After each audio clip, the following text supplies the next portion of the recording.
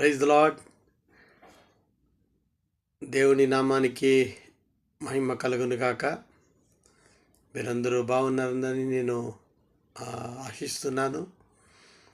ఈరోజు చాలా ముఖ్యమైన ఒక విషయము నేను మాట్లాడుతున్నాను వేరే లాంగ్వేజ్లో.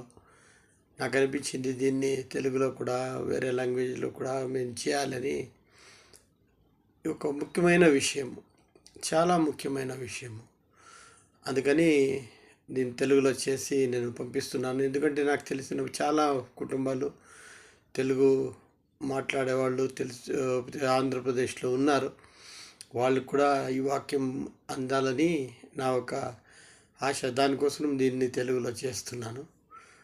ప్రేమైన వాళ్ళ, ఈ రోజుల్లో అంత్యకాలంలో మేము ఉన్నాము.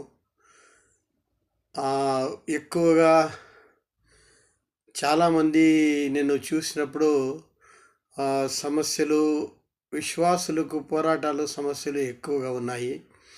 ఎందుకంటే యేసు ప్రభు వచ్చే సమయము చాలా దగ్గర అయింది. లోకంలో జరుగుతున్న విషయాలన్నీ దాన్ని చూపిస్తున్నాయి. ఈ సమయంలో విశ్వాసులు ఎలా బ్రతకాలి, ఎలా ఉండాలి అని ఎక్కువగా సమస్యలు, నేను వింటున్న సమస్యలు అంటే ఎక్కువగా నాకు వచ్చే ప్రార్థన విజ్ఞాపనలు వాళ్ళకు ఉండే ఫైనాన్షియల్ ప్రాబ్లమ్స్ గురించి. కొందరి దగ్గర డబ్బులు ఉన్నాయి, దాన్ని ఎలా ఖర్చు పెట్టాలో తెలియదు. కొందరి దగ్గర డబ్బులు లేవు, కొందరు అప్పుల్లో ఉన్నారు. డబ్బు అనేది అన్ని పాపాలకు, డబ్బు కాదు, డబ్బు ఆశ వచ్చేసి మాకు అన్ని పాపాలకు మూలమని బైబిల్ చెప్తుంది. అందుకని నేను దాని గురించి ఆలోచించేటప్పుడు ఎందుకు జనాలు పెరిగిపోయేవాళ్ళు పెరిగిపోతున్నారు, డెవలప్ అయ్యేవాళ్ళు డెవలప్ అయిపోతున్నారు, పేదవాళ్ళు, సమస్యలు ఉండేవాళ్ళు అలాగే సమస్యలోనే ఉండిపోతున్నారు, కారణమేమి అని నేను చూసినప్పుడు బైబిల్లో ఎప్పుడూ అబద్ధం చెప్పదు. ఆ బైబిల్లో ఉండే విషయాలు అబద్ధం కాదు. బైబిల్లో ఉండే ఒక్కొక్క విషయము ఎప్పుడు ఫెయిల్ కాదు, అంటే ఓడిపోదు. ఇక్కడ ఓడిపోతూ ఉండేది మనము బైబిల్ ప్రకారం నడవకుండా మన ఈ ఇచ్ఛాశక్తిగా వాళ్ళు ఎవరు ఏం చెప్తే దాన్ని వినుకొని ఆ మార్గాల్లో వెళ్ళిపోయి ఆ ఒక ఆశతో ఏమంటే ఏమో ఒక దారితో ఓపెన్ అవుతుంది, ఒక దారి మనకు దొరుకుతుంది, నాకు సమస్యలకు విడుదల కలుగుతుంది అని చెప్పేసి ఆశతో అక్కడ ఇక్కడ పరిగెత్తున్నారు జనాలు. నేను చెప్పేది ఏమంటే అన్ని సమస్యలు, ఈ భూమిపై నుండి అన్ని సమస్యలకు బైబిల్ ఒకటే మనకు పరిహారం. ఆ బైబిల్ వదిలేసి మనము జనాల దగ్గర వెళ్తే ఆ జనాల ఐడియాలో మేము కొద్దిగా సక్సెస్గా బాగా ఇట్లా కనిపిస్తే కూడా యాక్చువల్లీ ఏమయ్యేదో కాదు. కొనాకి మేము వాళ్ళని వదిలేసి ఇంకొకరిని పట్టాలి, అలాంటి పరిస్థితి వచ్చేస్తుంది. అందుకని నేను బైబిల్ పైన, బైబిల్ మాటలు నన్ను ఫాలో చేయని చెప్పను. నేను చెప్తున్న వాక్యాలు బైబిల్లో ఉన్నాయి. అవి బైబిల్లో ప్రమాణీకరించినవి. దాన్ని నడిచినప్పుడు దేవుడు వాగ్దానాలు 100% నడిచినాయి. విశ్వాసులు చాలామంది బంధనాల నుంచి బయటకు వస్తున్నారు. అది చూసి నేను ఈ వాక్యాలని మీకోసం పంచుతున్నాను. నేను వేరే భాషలో చేసినప్పుడు వాళ్ళు విన్నోళ్ళు, పెద్ద పెద్ద పాస్టర్లు కూడా వాళ్ళు సమస్యలకు ఒక మార్గం దొరికిందని చెప్పినారు. అంటే వాళ్ళు కూడా ఆలోచించలేదు ఇలా ఉంటుందని, కానీ బైబిల్లో ఉంది. అది మేము డైలీ చదివే బైబిల్లో సమస్యకు విడుదల, పరిహారము ఉంది. సో ఒకటి మైండ్లో పెట్టుకోవాలి, మనము మాకు సమస్యల్ని దేవుని దగ్గర తీసుకొని వెళ్ళాలి. దానికి పరిహారాన్ని వెతికేట్లుంటే, ఎందుకంటే దేవుని దగ్గర అడిగేంత ఇది మా ఓపిక మాకు ఉండదు. అక్కడ కూర్చొని దేవుడు చెప్పేది వినేంత ఓపిక ఉండదు. అదే మాట చెప్తాడు, బైబిల్లో ఉండే మాటే ఆయన చెప్తాడు, కానీ మనకు ఓపిక ఉండదే. మేము పోయి ప్రార్థనలో వెళ్తే మన క్వశ్చన్, మన రిక్వెస్ట్లన్నీ చెప్పేసి మన ఐడియాలు దేవునికి ఇచ్చేసి వచ్చేస్తాము. అందుకనే దేవుడు ఈ బైబిల్ పెట్టినాడు. ఏమంటే, నువ్వు నాతో మాట్లాడేటప్పుడు వినవు నేను చెప్పేది, కానీ చదివేటప్పుడు నీ తలకెక్కుతుంది. చదువు బైబిల్లో వెతకాలి మనం. ఉన్నాయి ఎలా అన్నీ నేను చెప్తాను. మీ ఏ సమస్య ఉంటే కూడా చెప్పండి, దాన్ని బైబిల్లో నేను పరిహారం చెప్తాను. దాన్ని ఆ ప్రకారం నడిస్తేనే అయ్యేది. దాన్ని మనకు కావాల్సినట్లు మేము తిప్పుకుంటే సెట్ కాదు. దాని గురించి ఇప్పుడు మాట్లాడతాను. కాணிకల గురించి వచ్చినప్పుడు చాలామంది పాస్టర్లతో నేను చెప్పినాను, ఎందుకు మీరు మీ చర్చిల్లో విశ్వాసులు పెరిగేదానికి దేవుడు మమ్మల్ని పిలిచింది అన్ని విషయాల్లో సమృద్ధిగా ఉండాలని. కొత్త దేవుని ఆత్మీకంగా కాదు, లోకంలో వేరే వాళ్ళ ముందు మనం ఎవరి ముందు కూడా చేయి చాపకుండా బ్రతకాలని దేవుడు మమ్మల్ని పిలిచినాడు. కానీ మేమేం చేస్తున్నాము, పాస్టర్లు ఏం చేస్తారు, భయపడతారు డబ్బుల గురించి మాట్లాడేదానికి, కాணிకల గురించి మాట్లాడేదానికి. బైబిల్లో ఉండే విషయం మాట్లాడాలి, మన మాటలు మాట్లాడకూడదు.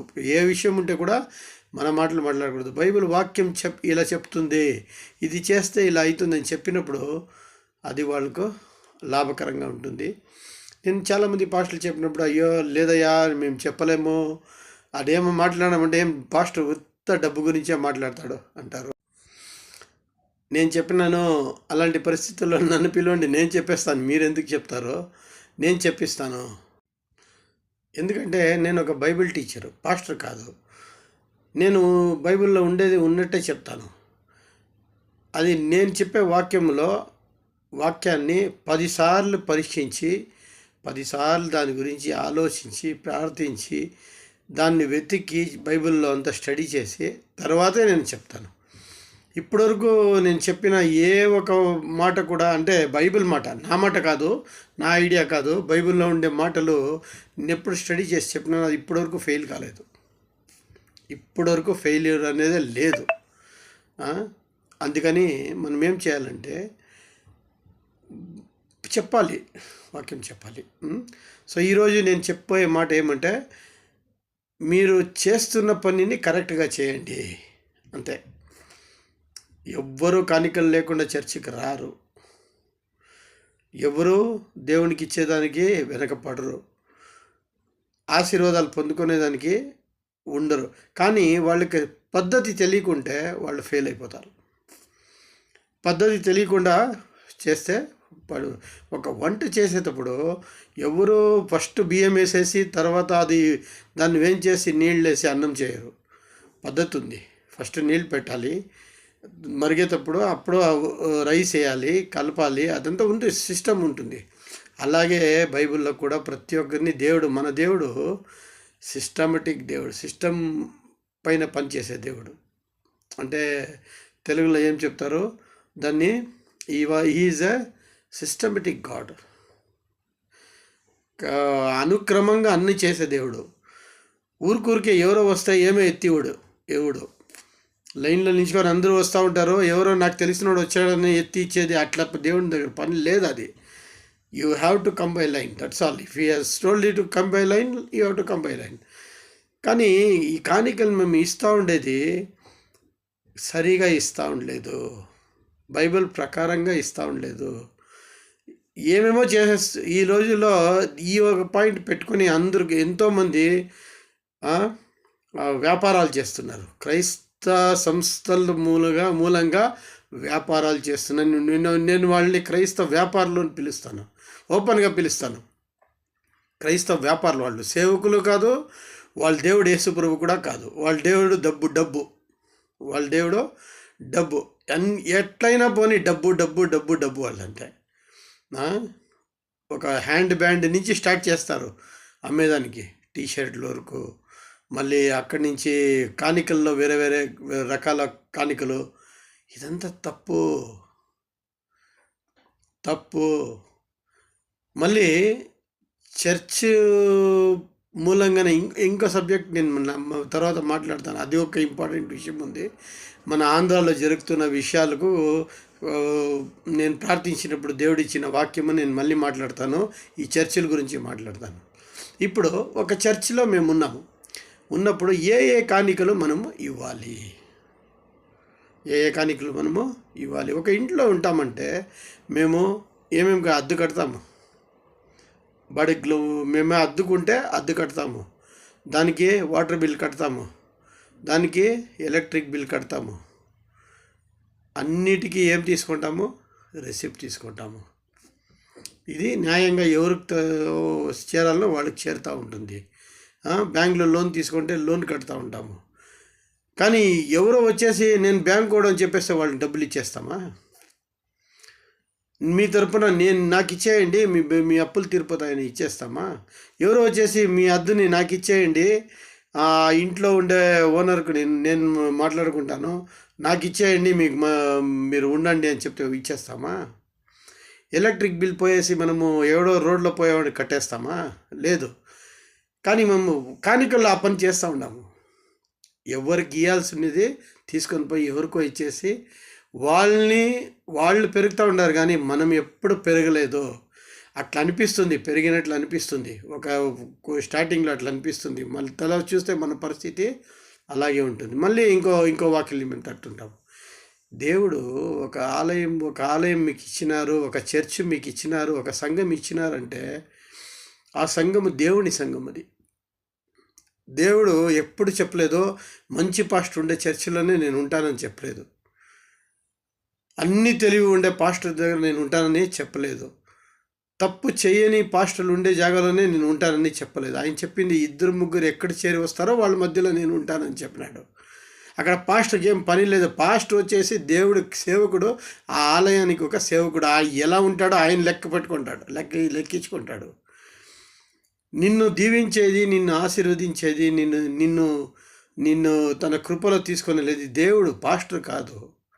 వదిలే, పాస్టర్ని దేవుడు చేయొద్దు. మళ్ళీ పాస్టర్ని చూసి నువ్వు తీర్మానం తీసుకోవద్దు, చర్చి గురించి తీసుకోవద్దు.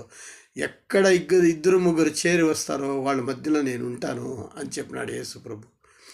నీ మాస్టర్, నీ ఒక ఓనరు, నీ ఒక గురువు, నీ ఒక కాపురు వచ్చేసి యేసు ప్రభు. ఆయన నిన్ను చూసుకుంటాడు. ఆయన చూసి వెళ్ళాలి నీవు చర్చికి. ఆ పాస్టర్ని చూసి వెళ్ళొద్దు.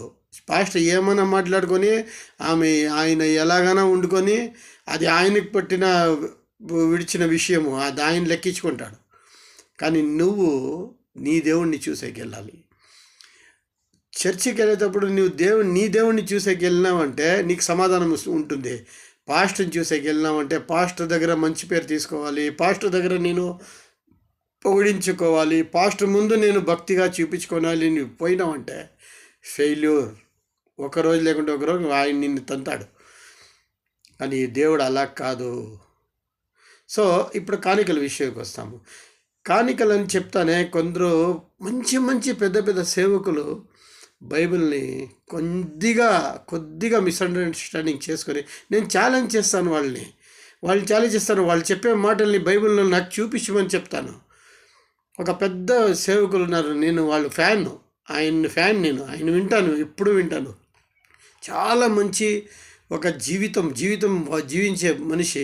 కానీ ఒక్క విషయంలో, కానుకల విషయంలో ఆయన మాట్లాడేది మాటలు నాకు సరిలేదు. ఎందుకంటే అది బైబిల్ ప్రకారం లేదు. ఆయన ఒక వాక్యం తీసుకొని మాట్లాడుతూ ఉన్నాడు, వెనక ముందు చూడకుండా మాట్లాడుతూ ఉన్నాడు. అలాంటి వాళ్ళు ఉన్నారు, ఎంతోమంది ఉన్నారు. కొంతమంది అయితే డబ్బుల గురించే మాట్లాడుతుంటారు. తప్పు. నీ అవసరాలు చెప్పొద్దు. పాస్టర్ అయినోడు చర్చిలో తన అవసరాలని చెప్పకూడదు. పాస్టర్ చెప్పాల్సి ఉండేది దేవుని దగ్గర. ఎవరు నీ యజమాని, ఎవరు ఆయన చెప్పు. విశ్వాసులు వస్తారు, నీ యజమాని విశ్వాసులకు చెప్తాడు. అప్పుడు వస్తుంది డబ్బు నీకు, అప్పుడు నీకు అవసరాలు తీరుతాయి. నువ్వేం చేస్తున్నావు? పొద్దున్న చర్చ్ స్టార్ట్ అయినప్పటి నుంచి జరుగా అది కావాలి, ఇది కావాలి, ఇది తేవాలి, అది తేవాలి. ఎవరు స్పాన్సర్ చేస్తారో, ఎవరు దీనికి డబ్బులు ఇస్తారో, కానుకలు ఇవ్వటం లేదో, మేము బాధపడుతున్నాము, మాకు కష్టపడుతున్నాము, అద్దె కట్టలేదు. ఇదంతా నీవు విశ్వాసుల దగ్గర చెప్పే మాటలు కావు. You have to tell this to God. పో, మొక్కాలేసి దేవుని దగ్గర చెప్పు, దేవుడా నా అవసరం అని చెప్పు. ఆయన ఎవరితో, మనుషులతో పంపిస్తాడో, లేకుంటే కాకితో పంపిస్తాడో, లేకుంటే ఒక దేవదూతుడినే పంపిస్తాడు నీ దగ్గరికి. అది బైబిల్ చెప్పే మాట, నా మాట కాదు. నా అనుభవంలో నేను చూస్తున్నాను అది. సో ఇప్పుడు కానుకలు ఉన్నప్పుడు మన దగ్గర 3 రకాల కానుకలు నాకు బైబిల్లో కనిపించినాయి. ఇప్పుడు నేను మాట్లాడే మాట ఎవ్వరూ కాదని చెప్పలేరు. పాస్టర్లు కూడా లేదు ఈయన తప్పు చెప్తా ఉన్నాడని ఎవరైనా చెప్పేట్లుంటే నన్ను పిలవండి, నేను డిబేట్ చేసేదానికి రెడీగా ఉన్నాను. మీరు చెప్పేది నేను చెప్పేది బైబిల్ ప్రకారం సరిగా ఉందా లేదా అని I'm ready to debate anywhere any time. I'm ready because I have studied it. 3 రకాల ఒక కానుకలు ఉన్నాయి. మొదటిది వచ్చేసి దశమ భాగము. దశమ భాగం వచ్చేసి అందరూ చెప్తారు, కొందరు చెప్తారు ఇది ట్యాక్స్ 10% ట్యాక్స్ ఇస్రాయల్కి దేవుడు పెట్టిన ట్యాక్స్ మాదిరి కట్టాలన్నా మనము, అలాగా ఇలాగా అంటారు. యాక్చువల్లీ దశమ భాగము స్టార్ట్ అయ్యింది మోషే నుంచి కాదు, ధర్మశాస్త్రము రాయబడింది అప్పటి నుంచి కాదు, దానికి చాలా ముందు అబ్రాహాము లోటు పైన యుద్ధమైనప్పుడు లోటును పట్టుకొని వెళ్ళిపోతారు. ఆయన్ని విడిపించుకొని వచ్చేటప్పుడు షాలేం రాజు, షాలేం ఒక రాజు వచ్చి మెల్కిజెదెక్ అనే ఒక రాజు ఆయన వచ్చి కలిసినప్పుడు దశమ భాగం ఇచ్చినాడు. దేవుడు చెప్పలేదు దశమ భాగం నువ్వు నాకు ఇవ్వమని, దేవుడు చెప్పలేదు. దేవుడు చెప్పింది ఏమంటే నీ దగ్గర ఉండే ఉత్తమమైనది నువ్వు ఇవ్వాలి అని కాయిన్ ఏబెల్ కేసులో మనం చూస్తాం. కానీ దశమ భాగం అని ఫస్ట్ ఇచ్చిందే మా ఆత్మిక తండ్రి ఎవరు? అబ్రహాం నుంచే మనమందరూ ఉన్నాము. ఆ అబ్రహాము ఫస్ట్ ఇచ్చింది అది. అందుకే దేవుడు హేరళంగా ఆయన్ని ఆశీర్వదించినాడు. ఆయన బయట ఊరి వదిలి వచ్చినప్పుడు ఏం లేదు ఆయన దగ్గర, కానీ ఒక రాజ్యాన్నే కట్టేసినాడు ఆయన. ఎంతమంది పనులు ఉన్నారు, డివైడ్ చేస్తే వాళ్ళ కొట్లాటలు చెప్తా ఉన్నాయి. యుద్ధం చేసే మట్టికి, ఒక దేశం పైన యుద్ధం చేసే మట్టికి వాళ్ళ దగ్గర పనులు ఉన్నారు. ఎవరు ఇచ్చినారు ఇదంతా? ఈ గేవ్ ఫస్ట్ టైత్. దాని గురించి మనము దాన్ని దేవుడు అంగీకరించినాడు.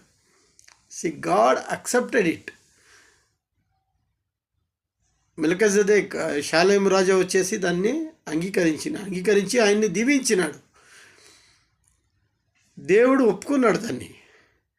ఆ తర్వాతే దాన్ని మన ధర్మశాస్త్రములో మోషే రాయించినాడు. ఓకే, అక్కడి నుంచి అయింది.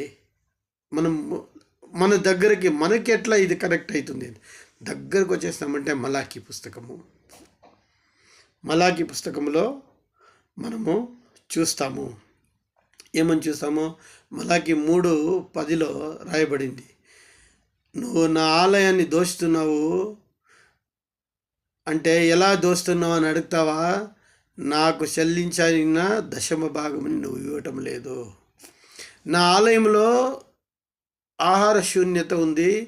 ఆహార శూన్యం అంటే అప్పుడు వాళ్ళు భోజనం కూడా వేసేవాళ్ళు. అవసరాలు నా ఆలయ అవసరాలు తీర్చేదానికి నేను దశమ భాగంని ఇమ్మని చెప్తున్నాను, దాన్ని ఇవ్వండి.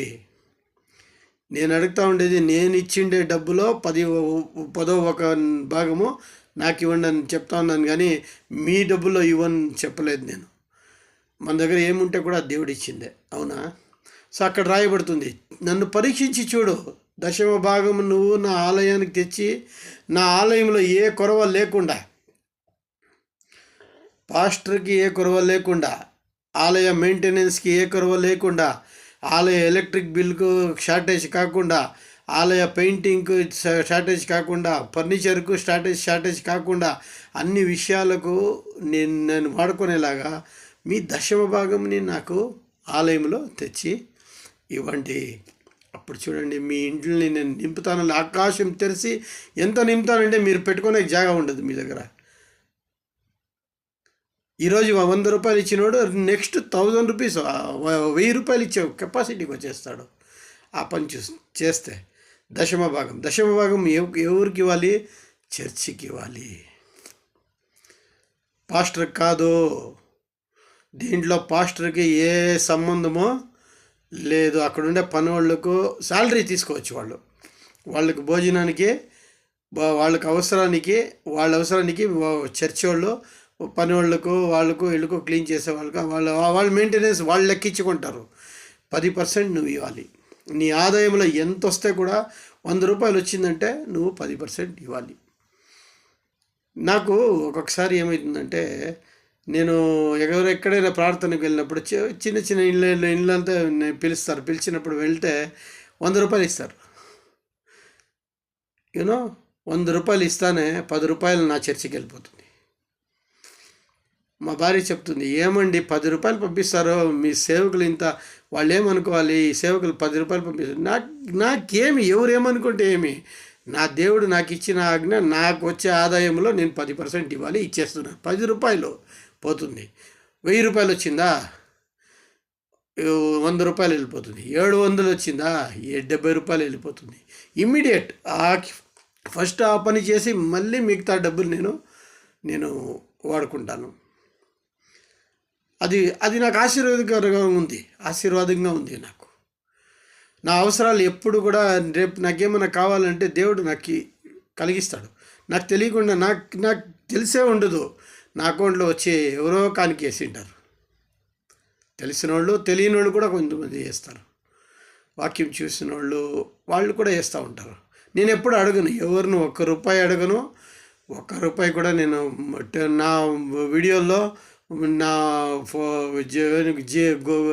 గూగుల్ పే, ఫోన్పే నంబర్లు వేయను, బ్యాంక్ అకౌంట్ నెంబర్ వేయను. కానీ వాళ్ళు ఎలాగో తెలుసుకొని ఎట్లో నా అవసరం వచ్చేసి ఉంటుంది. ఎక్కడో వెళ్ళాలి, 1000 రూపాయలు కావాలి నాకు. 1000 రూపాయలు నాకు పెట్రోల్కి కావాలి, లేక బండికి పోయేదానికి కావాలి అంటే నైట్ పండుకొని పొద్దున్నే లేచి చూస్తే 100 రూపాయలు ఎవరో 1000 రూపాయలు నాకు కానికి పంపించింటారు. ఇమ్మీడియట్ 100 రూపీస్ నేను నా చర్చి నేను ఎక్కడ మెంబర్గా ఉన్నానో అక్కడే పంపించేసి మిగతాది నేను వాడుకుంటాను. So tithe is must. మీరు ఆశీర్వదించబడాలి, మీ ఇంట్లో ఏ కొరవలు లేకుండా ఉండాలంటే నువ్వు 100 రూపాయలు సంపాదిస్తే దాంట్లో 10 రూపాయలు దేవునికి ఇచ్చేయి. 10వ భాగము దేవునికి కంపల్సరీగా ఇవ్వాలి.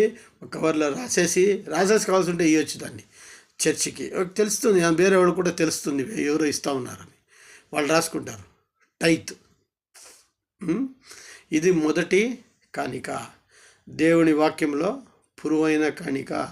ఇది ఇచ్చినప్పుడు ఆశీర్వాదం ఇచ్చిన ఎఫెక్టివ్ కానిక ఇది, తెలుసా? ఓకే, రెండవది వచ్చేసి మనము రెండో కానిక వచ్చేసి ఆదివారం మేము వస్తాం కదా చర్చికి. ఆదివారమో ఏదో ఒక రోజు మేము చర్చికి వచ్చినప్పుడు కానికలు ఎత్తారు. కానికలు ఎత్తేసి అది పాస్టర్ ఏం చేసుకుంటారో నేను వాళ్ళ గురించి మాట్లాడను, పాస్టర్ల గురించి. ఎందుకంటే వాళ్ళు డబల్ లెక్క ఇవ్వాలి. దేవుడు వాళ్ళను చూస్తుంటాడు, 2 పక్క నుంచి చూస్తున్నాడు. మిమ్మల్ని ఒక పక్క నుంచి చూస్తూ ఉంటాడు, వాళ్ళని 2 పక్కల నుంచి చూస్తూ ఉంటాడు. ఆత్మీకంగా వాళ్ళకి ఇచ్చిన పనిలో కూడా చూస్తూ ఉంటాడు. సో వాళ్ళు ఏమైనా చేసుకొని ఆ కానిక అప్పుడు చర్చికి వెళ్ళినప్పుడు ఆ కానిక ఏం వేస్తారు కదా, అది వచ్చేసి దేనికి వాడబడాలంటే చర్చిలో ఉండే పేదోళ్ళ కోసము వాడబడాలి, చర్చిలో ఉండే రోగస్తుల కోసము వాడబడాలి, చర్చిలో ఉండే అవసరం ఉండే వాళ్ళ కోసము వాడబడాలి. చర్చిలో ఆ డబ్బుని వేరే దేనికి కూడా వాడకూడదు. పాస్టర్ ఎత్తుకొని ఏమైనా దాంట్లో తిన్నాడంటే ఆ శాపం వాళ్ళపైన వాళ్ళ బిడ్డలపైన వస్తుంది. తెలుసా మీకు? ఎవరో చెప్తారు శాపాలు, ఒకసారి మేము రక్షింపబడితే మా శాపాలు రావని. నో, పాత శాపాలన్నీ పోయినాయి. కానీ కొత్తదిగా ఏం చేస్తే కూడా ఆ శాపంకి క్షమాపణ లేదు. పొందాలి శిక్ష. పాస్టర్లు ఏమైనా చేసుకొని నువ్వు కానిక, నీ మనసులో కానిక, అది ఎంత ఇవ్వాలి, ఎంతనా ఇవ్వచ్చు. 10 రూపాయల నుంచి నీ దగ్గర డబ్బులు నీ సంతోషం అది. అదే పౌలు చెప్తాడు, ఇచ్చేవాడు సంతోషంగా ఇవ్వని, దుఃఖంతో. ఈ ఒక వాక్యం పట్టుకొని ఇచ్చేవాడు సంతోషంగా అని, వాడు మనసులో తీర్మానించినట్లు ఇవ్వని అని చెప్పేసి టైత్ లేదు అని చెప్పేస్తారు కొందరు. తప్పు. ఈ కానిక వేరే ఆ వాక్యంలో కింద చదువుకొని వస్తే మీరు దాంట్లో రాయబడింది, పేదోడుకు ఎవరో కనుకరిస్తాడో వాడిని దేవుడు దీవిస్తాడని రాయబడింది. అంటే అది పేదోళ్ళ కోసము, అవసరం ఉండే వాళ్ళ కోసం. ఎంతోమంది మన చర్చిలో ఉంటారు, వాళ్ళు బిడ్డల పెండ్లిళ్ళు ఉంటాయి, లేకుంటే బర్త్డే కంతా మనకి ఇవ్వకూడదు, పెండ్లిళ్ళు ఉంటాయి, లేకుంటే కాయలా ఉంటారు, హాస్పిటల్లో ఉంటారు, లేకుంటే వాళ్ళు ఏదో ఒక అప్పులు చేసిన వాళ్ళకి ఇవ్వకూడదు. అది అప్పు ఆ డబ్బులతో ఎవరో చేసిన అప్పుని మనం తీర్చకూడదు, వాళ్ళు కష్టపడి తీర్చాలి దానికి దేవుడు మార్గం చేస్తాడు ప్రార్థన చేస్తే. ఇది వచ్చేసి అవసరము. ఎవరికో భోజనం లేదు, భోజనం ఇవ్వండి. ఆ డబ్బులతో ఎంత దూరం నుంచి విశ్వాసులు వస్తారు, వాళ్ళకు భోజనం వేయండి. This is for that money should be used. ఆ ఆఫరింగ్ వచ్చేసి అది పాస్టర్స్ ముట్టకూడదు, అది వచ్చేసి విశ్వాసులకు, విశ్వాసుల అవసరాలకు, చర్చిలో ఉండే విశ్వాసుల అవసరాలకు మనము ఇవ్వాలి. ఇదే పని పేతురు వాళ్ళు ఫస్ట్ చర్చి స్టార్ట్ చేసినప్పుడు అందరూ తెచ్చి లక్షలు ఇచ్చిస్తే వాళ్ళు లక్షలో 10 ఎత్తే సగం ఎత్తి పెట్టపా, మేము అక్కడ జాగా తీసుకుంటాము చర్చ్ కట్టేదానికి, అక్కడ ఒక బిల్డింగ్ కట్టేస్తాము, మనం ఉండేదానికి ఇల్లు కట్టుకుంటామని ఎత్తి పెట్టలేదు. అందరికీ సమంగా పొదుగా అంటే సమంగా వాళ్ళు పంచినారంట. వాళ్ళు పెట్టుకోలేదు, పనిచేస్తున్నారు. ఆ డబ్బు నువ్వు పెట్టుకోకూడదు, పాస్టర్ అయినోడు పెట్టుకోకూడదు. మనం కూడా మనస్ఫూర్తిగా దాన్ని ఇవ్వాలి, సంతోషంగా ఇవ్వాలి. You don't have any restriction. నీకు ఇష్టం లేదా ఇవ్వద్దు, కానీ దేవుని సన్నిధికి ఉత్త చేతిలో నేను రాకూడదు అనే వాక్యం ఉంది కదా. నన్ను చూసేకి వచ్చేటప్పుడు ఉత్త చేతిలో నువ్వు రాకూడదు అనే వాక్యం ఉంది. అందుకని పోయి వచ్చేసి 10 రూపాయలు ఇస్తావో, 100 రూపాయలు ఇస్తావో, 1000 రూపాయలు ఇస్తావో, నువ్వు ఎలా పిత్తుతావో అలా నీకు ఫలము దేవుడు ఇస్తాడు. ఇది రెండో కానిక. ఫస్ట్ టైతో చర్చ్ అవసరాలకు, రెండోది వచ్చేసి నీ మనసులో తీర్మానించి నీ ఇచ్చిన వాక్యము, ఇచ్చిన ఒక కానిక వచ్చేసి సభలో ఉండే అవసరాల, మనుష్యుల అవసరాలకు వాడబడేది. నాకు బాగుండాడు పాస్టరు, ఆయనేమో నాకు బాగుండాడు వానికి ఇచ్చేది. ఎవరో నాకు పట్టరు, వాడు సరిగా మాట్లాడు నా దగ్గర, కానీ కాయలా ఉండాడు, ఉంటే ఏమి, నా దగ్గర వాడు సరలేదు కదా వానికి ఇవ్వను. అట్లా కాదు, యథార్థంగా అవసరాలు వాళ్ళ అవసరాల పైన వాళ్ళకి పంచాలి. మూడోది వచ్చేసి గలాతీయులకు రాసిన పత్రిక 6వ అధ్యాయము 6వ వచనంలో ఉంది.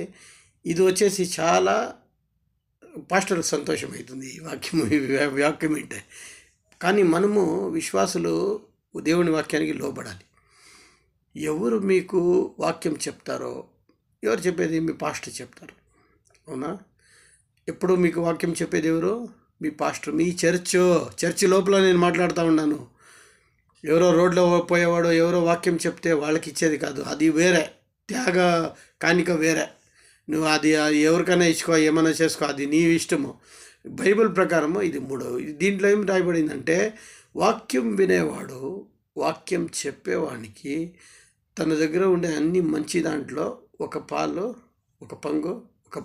ఇవ్వాలి. ఒక పాలు అంటే ఏమి, ఒక భాగం అంటే ఏమి, ఒక భాగం ఇవ్వాలి అని చెప్తారు. ఒక భాగం అంటే ఏమి, ఇప్పుడు ఒక ఇంట్లో నలుగురు ఉన్నారు, వాళ్లకు 1000 రూపాయలు ఆదాయం వచ్చింది.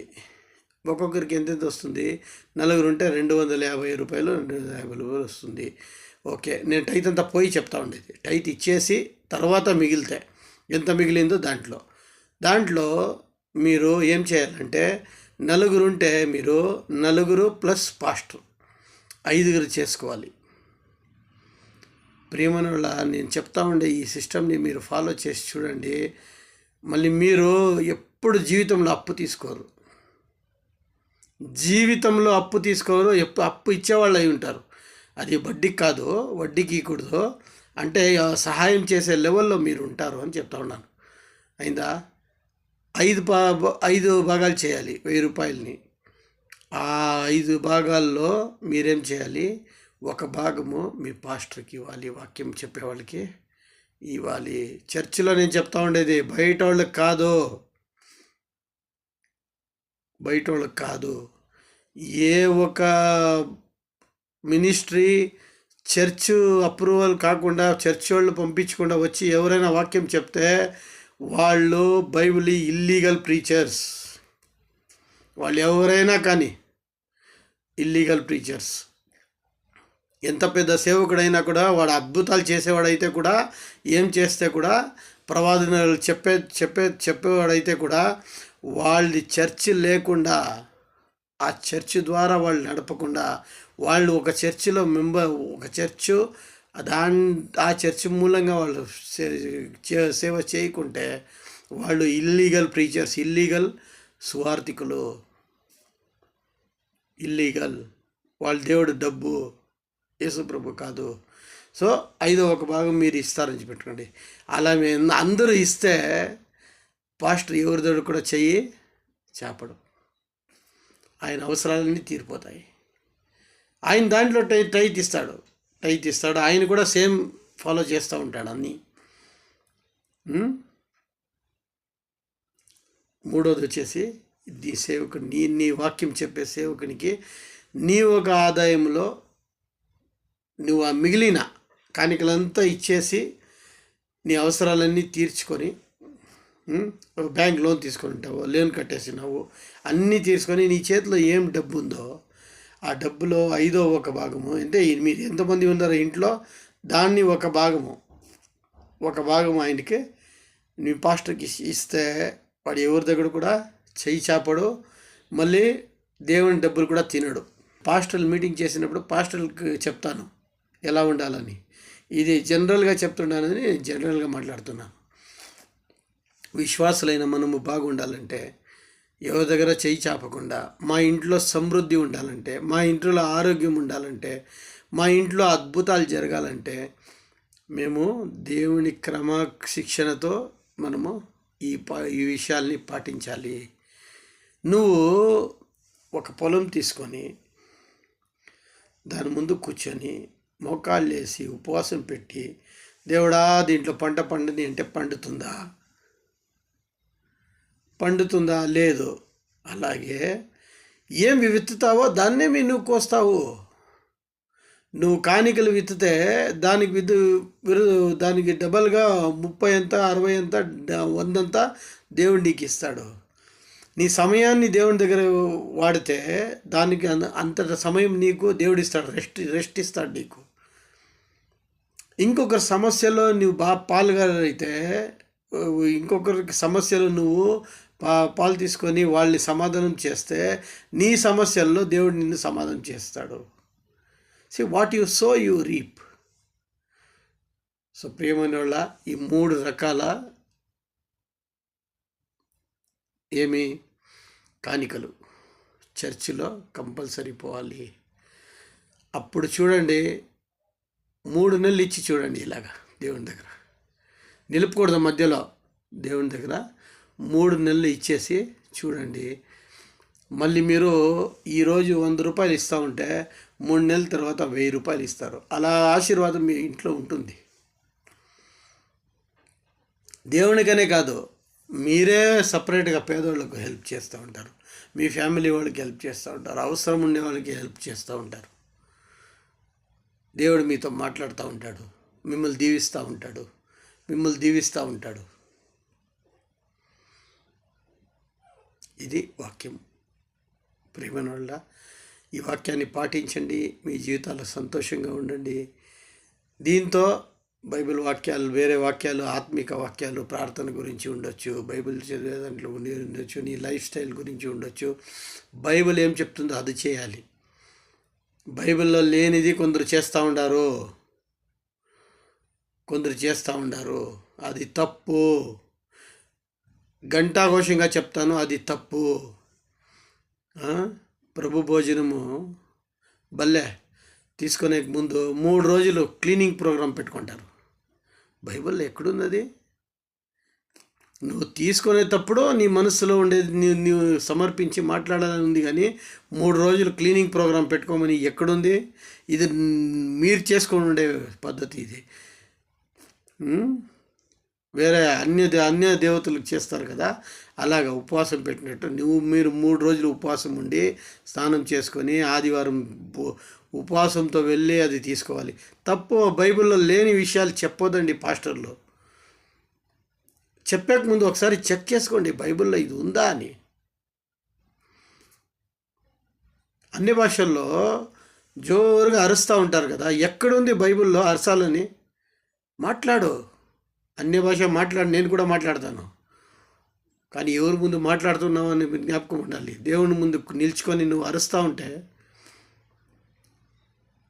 దేవుడిని ఏమనుకున్నావు? ఒక ఎమ్మెల్యే ముందు అలాగే అరుస్తావా? ఒక ఆఫీసర్ ముందు, పోలీసు ఇన్స్పెక్టర్ ముందు అలాగే అరుస్తావా? లేదు. ఎంత నమ్రతతో ఉంటావో దేవుని దగ్గర అలాగే ఉండు. మెల్లగా మాట్లాడు. నువ్వు అన్ని భాషల్లోనే ప్రార్థన చేయి. లేదని లేదు, నేను నమ్ముతాను, నేను కూడా మాట్లాడతాను. కానీ నేను మాట్లాడేది దేవునితో కానీ మనుషులకు తెలియాలి అని కాదు. మనుషులు నాకేం సర్టిఫికెట్ ఇచ్చే అవసరం లేదు. ఇలాంటివి చాలా విషయాలు ఉన్నాయి. మనము దారి తప్పి వెళ్తున్నాము. సాతాను చాలా చతురుడు. వాడు ఏం చేస్తాడంటే మమ్మల్ని కొంచెం అదే మార్గంలో కొంచెం సైడ్కి తీసుకొని వెళ్ళిపోతాడు. కానీ అది బిబ్లికల్గా లేకుంటే దేవుడు ఒప్పుకోడు. దానికి చెప్తాడు, దేవుడా నీ పేరులో అది చేసినాము, ఇది చేసినాము, మేము సువార్త చెప్పినాము, అద్భుతాలు చేసినాము. దేవుని మాట నువ్వెవరో నాకు తెలీదు. ఎందుకంటే నువ్వు చేసినంతా చేసినావు, లోకానుసారంగా చేసినావు, నా వాక్య ప్రకారము చేయలేదు. కానికల్లో కూడా ఈ సిస్టమ్ను ఫాలో చేయండి. దేవుడు మిమ్మల్ని దీవిస్తాడు. దేవుడు మిమ్మల్ని ఆశీర్వదించి దీన్ని హృదయంలో పెట్టుకొని ఫాలోఅప్ చేయండి. ఎవ్వరి మాట వినదండి, నా మాట కూడా వినదండి. ఒకసారి బైబిల్లో నేను చెప్పిన వాక్యాల్ని చదువుకోండి.